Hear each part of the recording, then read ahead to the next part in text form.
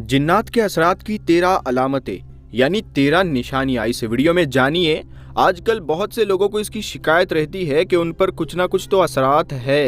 तो जो निशानियां आगे इस वीडियो में बताई जाएगी, तो आप इन निशानियों को जानने के बाद अगर 50% भी अलामतें निशानियां आपके अंदर पाई जाती है तो आपके अंदर कुछ ना कुछ असरात ज़रूर है। फिर आप इसका इलाज आसानी से जानने के बाद अपने घर में बैठे हुए आसानी से कर सकते हैं, जो हम आपको इस वीडियो में बताने वाले हैं। ज़्यादा मुश्किल काम नहीं है, आपको किसी आमिल साहिब के पास जाने की ज़रूरत नहीं पड़ेगी और अपने पैसे बर्बाद करने की भी ज़रूरत नहीं पड़ेगी। तो ये जो निशानियाँ आपको बताने वाला हूँ, ये खासकर नींद की हालत में पेश आते हैं। नींद की हालत में पेश आने वाले ये 13 अलामात, ये 13 निशानियाँ आप ज़रूर सुनिए। उसके बाद अपने घर में रहते हुए खुद अपना इलाज कीजिए, अपना डॉक्टर खुद बनिए। तो आपने ये निशानियाँ जान लेना है। तो वीडियो शुरू करने से पहले आप इसे अभी एक लाइक करके शेयर करें और अपना नाम कमेंट करें। हम आप सब के लिए दुआ करेंगे।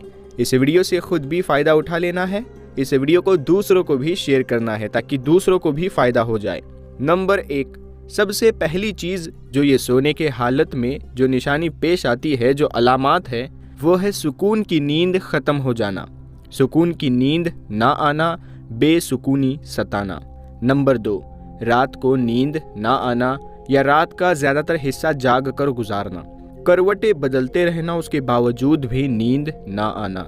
नंबर 3, ख्वाब में ऐसा मालूम होना जैसे कोई चीज़ उसका गला घोंट रही है और वो चीखना चाहता है मगर आवाज़ नहीं निकलती। नंबर 4, डरावने ख्वाब ज़्यादा आना। नंबर 5, हैवानात का ख्वाब में देखना जैसे कि कुत्ता, बिल्ली, ऊंट, सांप, शेर, लोमड़ी और चूहा वगैरह। नंबर 6, दांतों से काटते हुए देखना, यानी ख्वाब में खुद को दांतों से हमला करते हुए देखना। नंबर 7, रात में ख्वाब में सोते हुए या हंसते हुए या चीखते हुए खुद को देखना। नंबर 8, ख्वाब में दर्द महसूस करना, बॉडी पेन महसूस करना और आह जैसी आवाज़ें निकालना।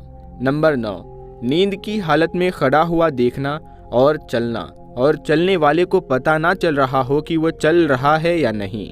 नंबर 10, ख्वाब में अपने आप को ऊंची जगह से गिरते हुए देखना। नंबर 11, ख्वाब में अपने आप को कब्रिस्तान में या वीरान जगह में या खौफनाक रास्ते पर अकेला देखना। नंबर 12, ख्वाब में अजीबोगरीब आदमी देखना जैसे बड़े बड़े या बहुत छोटे छोटे या एकदम काले साए दिखाई देना। नंबर 13, ख्वाब में अजीबोगरीब चीज़ें देखना या शैतानी हरकत का दिखना। तो ये साइन या निशानियाँ दिखना शुरू हुई। अगर किसी भी इंसान के अंदर 50% से ज़्यादा ये निशानियाँ दिख रही है तो समझ लीजिए कि कुछ ना कुछ असर ज़रूर है। तो घर में रहते हुए आप खुद का इलाज खुद कर सकते हैं। इंशाअल्लाह बहुत ही जल्द आपको सिर्फ शिफा मिलेगी। ये कोई ज़रूरी नहीं है कि कभी कभार 1-2 चीज़ें ख्वाब में नज़र आए तो ये समझ बैठे कि डिसाइड कर ले कि मेरे ऊपर जादू है या असरात है या किसी ने जादू करवा दिया है। दोस्तों, कोई ज़रूरी नहीं है कि कभी कभार शैतानी ख्वाब भी आते हैं, लेकिन बहुत ज़्यादा तौर पर ऐसे ख्वाबों का इंसान के साथ जुड़ा रहना लगा रहता है तो समझ ले कि कुछ ना कुछ तो असरात ज़रूर है। असरात की बहुत सारी वजह भी हो सकती है, जैसे कि हम टॉयलेट में नंगे सर जाने की आदत को छोड़ दें। नंगे सर अगर टॉयलेट में जाएंगे तो इससे असरात बहुत ही जल्द होते हैं। अल्लाह के नबी सल्लल्लाहु अलैहि वसल्लम जब भी बैतुल खुला जाते थे तो आप अपने सर को ढाँप कर जाया करते थे। तो इसीलिए टॉयलेट में जाने से पहले अपने सर पर टोपी या कपड़ा वगैरह ज़रूर डाल दें और ज़्यादातर नापाकी की हालत में रहना। इससे भी यानी इंसान के ऊपर गुस्ल फ़र्ज हो जाए फिर भी वो इंसान गुस्ल ना करे, पाकी हासिल ना करे और ऐसे ही बाहर घूमता रहे तो ज़्यादातर नापाकी की हालत में भी ये असरात बहुत ही जल्द हो जाते हैं। अब बात करते हैं इसका इलाज क्या है। मुकम्मल तौर पर आप इसका इलाज कैसे कर सकते हैं। तो सूरह यासीन के बारे में तो आपको पता ही है। आयत नंबर 1 से आयत नंबर 12 तक, पहला मुबीन तक आयत नंबर 1 से आयत नंबर 12 तक 7 बार तिलावत कर लेनी है। अगर आप खुद नहीं पढ़ सकते हो تو کوئی بات نہیں، کسی دوسرے سے پڑھوا لے۔ اس کے بعد 3 بار آیت الکرسی پڑھنی ہے اور 3 مرتبہ سورہ فلق اور سورہ ناس پڑھ کر پانی پر دم کر دینا ہے۔ پھر اس پانی کو خود پی لینا ہے، اپنے اوپر تھوڑا تھوڑا چھڑک لینا ہے اور اپنے گھر میں بھی چھڑک دینا ہے، اور آپ کے گھر میں جتنے لوگ ہیں سب کو پلا دینا ہے۔ اس پانی کو سب کو پلا دو، انشاءاللہ کچھ دنوں کے اندر ہی اس عمل سے آپ کی زندگی سے تمام کے تمام اثرات ختم ہو جائیں گے اور بے برکتی بھی دور ہو جائے گی۔ کوشش کرے جب آپ رات کو سوتے ہیں کم سے کم 3 مرتبہ آیت الکرسی پڑھ کر اپنے جسم پر ہاتھوں کے ذریعے پھونک کر اوپر سے پورے جسم پر پھیر لے۔ انشاءاللہ بہت ہی جلد یہ تمام شکایتیں ختم ہو جائیں گی۔ دوستو، حضرت سیدنا آدم صفی اللہ علیہ السلام کی پیدائش سے تقریباً 1,44,000 سال پہلے جنات کو پیدا کیا گیا۔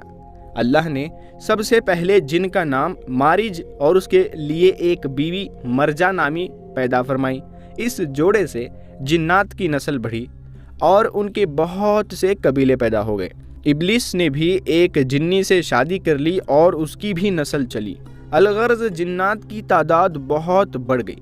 ابلیس اور اس کی اولاد کی آسمان اول پر رہنے کی اجازت ملی اور ہوا میں بھی جنات کو رہنے کی رخصت ملی۔ اللہ کے حکم سے جنات اللہ کی اطاعت کرتے رہے، پھر سرکشی پر اتر آئے اور زمین پر آپس میں خون ریزی شروع کر دی۔ جنات کی بغاوت اس قدر بڑھی کہ خود زمین ان سے پناہ مانگنے لگی۔ کئی بار جنات پر قہر نازل ہوا اور بحکم الہی فرشتوں نے ان کو قتل کیا۔ دوستو یاد رکھے، ابلیس کا نام پہلے عزازل تھا اور یہ جن ہے، فرشتہ نہیں۔ صلی اللہ تعالیٰ علیہ وسلم کا فرمان ہے کہ جنات کی 3 قسمیں ہیں۔ نمبر 1، ایک قسم جو ہوا میں اڑتی ہے، اور نمبر 2، ایک وہ جو سانپ و کتوں کی شکل میں، اور نمبر 3 جو سفر و قیام کرتی ہے۔ ابو بکر ابن عبید رحمۃ اللہ تعالیٰ علیہ نے مقائد الشیطان میں ابو درداء رضی اللہ تعالیٰ عنہ سے روایت ہے کہ حضور صلی اللہ تعالیٰ علیہ وسلم کا فرمان ہے، اللہ نے 3 قسم کے جنات پیدا فرمائے ہیں۔ ایک قسم سانپ، بچھو اور کیڑے مکوڑوں کی ہے، دوسری ہوا کی مانند یعنی ہوا میں اڑنے والی، اور تیسری وہ ہے جو حساب کتاب کی مکلف۔ حضرت علامہ عینی رحمۃ اللہ تعالیٰ علیہ نے قرآن پاک اور احادیث مبارکہ اور آثار میں غور و فکر کر کے جنات کی مزید اقسام بیان فرمائی ہے۔ نمبر 1، گھول یا عفرت۔ یہ سب سے خطرناک اور خبیث جن ہے، کسی سے مانوس نہیں ہوتا، جنگلات میں رہتا ہے، عموماً مسافروں کو دکھائی دیتا ہے اور انہیں رستے سے بھٹکاتا ہے۔ نمبر 2، اجار۔ یہ مصر اور یمن میں پایا جاتا ہے، اسے دیکھتے ہی انسان بے ہوش ہو جاتا ہے۔ نمبر 3، ولہان۔ سمندر کے اوپر جزیروں میں رہتا ہے، اس کی شکل ایسی ہے جیسے انسان شتر مرغ پر سوار ہو، جو انسان جزیروں میں جا پڑتے انہیں کھا لیتا ہے۔ نمبر 4، شک۔ یہ انسان کے آدھے قد کے برابر ہوتا ہے، جو سفر میں ظاہر ہوتا ہے۔ نمبر 5، بعض جنات انسانوں سے مانوس ہوتے ہیں، انہیں ایذا نہیں پہنچاتے۔ نمبر 6، بعض کنواری لڑکیوں کو اٹھا لے جاتے ہیں۔ اور نمبر 7، بعض جنات کتوں اور چھپکلی کی شکل میں ہوتے ہیں۔ جنات کی کئی حکایتوں سے یہ بات معلوم ہوتی ہے کہ جن مسلمان بھی ہوتے ہیں اور کافر بھی، اور یہ معلوم پڑتا ہے کہ ان کی عمریں بھی بڑی ہوتی ہے۔ خاص کر یہ بات اپنے ذہن نشین فرما لیں کہ حق حق ہے اور باطل باطل۔ کسی بت کا باطل کی تائید کرنا یا کسی دیوار سے آواز آنا، یہ اکثر جنات ہی کے کارنامے ہوتے ہیں۔ اگر اس طرح کی غیبی آوازیں شریعت کے مطابق ہے تو ٹھیک ہے، ورنہ انہیں نہیں مانا جائے۔ جنات کی ایک قسم ایسی ہے جو دوسری چیزوں میں حلول کر جاتی ہے، جیسا کہ بوتوں کا واقعہ۔ کسی نے تحریر دی، ایک شہر کی فلاں مقام پر ایک دیوار سے نعتیں رو رو کر پڑھنے کی آواز آ رہی تھی۔ ظاہر ہے کہ وہ کوئی عاشق رسول نعت خوان مسلمان جن ہوگا۔ جنات نعت بھی پڑھتے ہیں، اجتماعات میں شرکت بھی کرتے ہیں۔ ہمارے معاشرے میں آج کل جگہ جگہ حاضری کا سلسلہ چلا ہے۔ بعض مقامات پر مرد یا عورت کو حاضری اور پھر کسی بزرگ کی سواری آتی ہے، حتیٰ کہ غوث پاک رحمۃ اللہ تعالیٰ علیہ کی سواری آنے کا بھی دعویٰ کیا جاتا ہے۔ مثلاً حاضری میں مبتلا عورت جب اس طرح ہم کلام ہوتی ہے کہ ہم غوث پاک ہے ہم سے پوچھو کیا پوچھنا چاہتے ہو۔ پھر مجمع سے لوگ سوال پوچھتے ہیں اور جوابات دیے جاتے ہیں، علاج بھی کیا جاتا ہے وغیرہ وغیرہ۔ میرے بھولے بھالے مسلمان بھائیوں، یہ بات اچھی طرح اپنے دماغ میں بیٹھا لے، انسان کسی دوسرے انسان کی جسم میں حلول نہیں کر سکتا۔ ذرا سوچئے تو صحیح، وہ بزرگان دین جنہوں نے عمر بھر پردے کی تعلیم دی، اور بعد میں کیسے ممکن ہے کہ وہی بزرگ بے پردہ عورتوں کے جسم میں داخل ہو کر تماشا دکھانے لگے؟ اللہ اکبر! یہ ساری بے حیائی ہے، یہ سارے وہ جناتوں کے کام ہیں، یہ سارے شیطانی کام ہیں۔